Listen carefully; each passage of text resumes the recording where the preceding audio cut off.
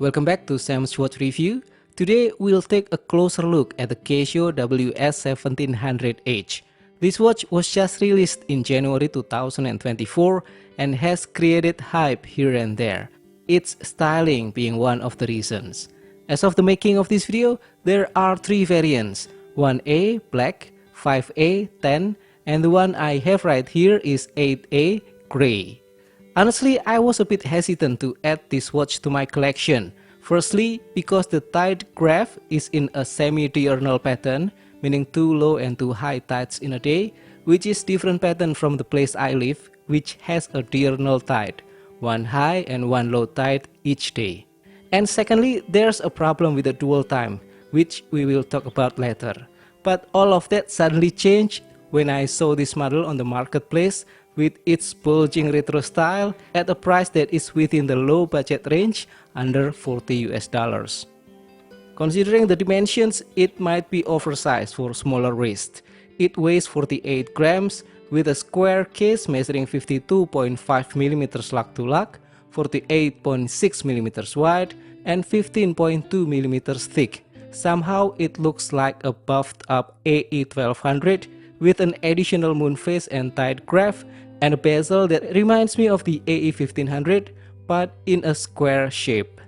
This watch has water resistance of up to 100 meters, which makes sense because Casio made it for marine sports and ocean lovers, so it is suitable for swimming and more. And for the battery, it is rated for 10 years with the CR2025. Now about the materials, the case is resin, the crystal is resin glass, so it's not scratch resistant, and the bracelet is polyurethane resin with a plastic buckle. The case is very well made, smooth and precise, but anyway, although it looks like a part of a military arsenal, please don't expect it to be as shockproof as a G-Shock. The case and bezel material are not shockproof resin, so we should expect dings and dents with usage. Moving on, here we can see the protruding front, which is great to protect the display. One other thing to note is the 6 decorative nut patterns, which I personally don't care about, same as the AE1500. There are 4 buttons with the usual layout. On the top left is the adjust button, bottom left is the mode button, top right is the light button, and the bottom right is the search button. They are large, cylindrical, chrome plated and look very good. Speaking of operability, they're responsive with firm spring action, more or less similar to the AE1500, but with the case side profile that sometimes gets in the way. But by the way, I'm not fond of the button position that is too far from the corner. With this shape and size, I think it's more intuitive to place it several millimeters more to the corner. Okay, moving on, this watch also has the mute or silent button operation. That will help a lot when you need to operate the watch silently. On the back side, it uses a stainless steel backplate with 4 screws and as usual engraved with specifications.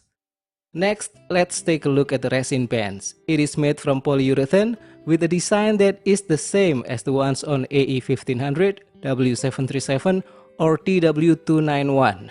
This is the buckle side with a plastic buckle and the resin keeper. And here's the tail side.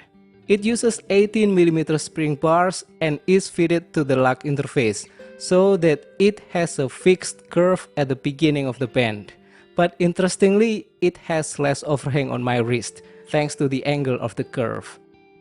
Moving on to the display, the panel looks like some kind of military gadget or gear from a sci-fi action movie with many things going on. On the top left, we have the circular tide graph, which is a nice change from the usual linear one. And below that is the moon phase and tide indicator. Then on the right side is the digital mini analog clock with hour, minute and second hands that look like the ones on the AE1200. Below that, separated by the cool design insert, is the main display with day, month and date on the upper line and then hour, minute and second at the bottom line. The legibility is good, as you can see here, angled at several positions, and the digits are bold enough for good readability. Maybe it's just me, but I think many of the new Casio digital series display tend to have the best contrast at about 30° angle and still have decent legibility at an extreme angle. as shown here compared to the AE1200.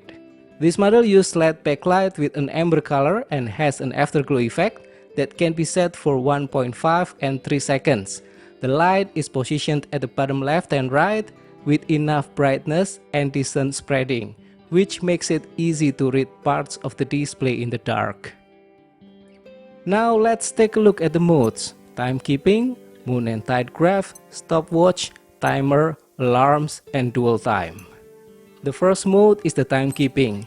This watch also features an auto calendar up to 2099, so you don't have to adjust for a leap year. And it is rated with an accuracy of 30 seconds per month, which is great. The next mode is this model's special feature, moon phase and tide graph. You can press the adjust button to switch between those two. The moon phase is simple and easy to use. And then for the tide graph, here we can see that each cycle of high tide and low tide is around 12 hours, meaning there are 2 of each in a day, making it fit for the semi-diurnal pattern. So if you want to use the tide graph, first I would suggest you to check the tide pattern in your area. Is it diurnal, semi-diurnal, or mixed? The next feature is the stopwatch with 1/100th of a second detail and also split time. One thing to note is that the digital analog clock on the top right is not showing what I expect. Instead of the current time like the AE1200 and other similar watches, it is now functioning as the stopwatch visualization. Then we have the countdown timer that can be set with increments in hour, minute, and also it has auto repeat feature. But still, the digital analog clock are not showing the usual current time, but becoming a visualization for the timer. This model is equipped with 3 multifunction alarms that you can set not only the time, but also the date and month when necessary. These 3 alarms consist of 1 snooze alarm and 2 alarms. It also has the hourly signal. Now the dual time. This is when things get unexpectedly weird. Looks like there's a bug in the program or firmware. It only shows hours up to 12, so no 13 to 24 or 1 to 12 p.m. This condition brought up by another fellow reviewer, the Good Review, and to me this is not a big issue, but still it makes the watch less than what it could be. Hopefully Casio will address this issue for the next production batch. In overall, the menu and operation are as usual, except for the moon phase and tide graph. Now about the wearability. Even with the large size and a fixed strap interface, it is still firmly gripping my hand that's slightly under 7 inches. It also maintains a proportional profile relative to the width. In terms of weight, for a non-G-Shock with a resin case, this model is not light but also not too heavy that it will affect your daily activity. It will still be okay for extended wear. This model may be priced differently in any market, but I got it at below $40, which is one of the reasons why I got it, although I'm not going to use the tide graph anytime soon, and also it has problem with the dual time. Overall, it still offers superb value for the other usable features, and most importantly, the looks. So now let's talk about the pros and cons. On the good side, it has cool military-inspired design with rugged aesthetics and multiple color options. Also, it has moon phase and unique circular tide graph.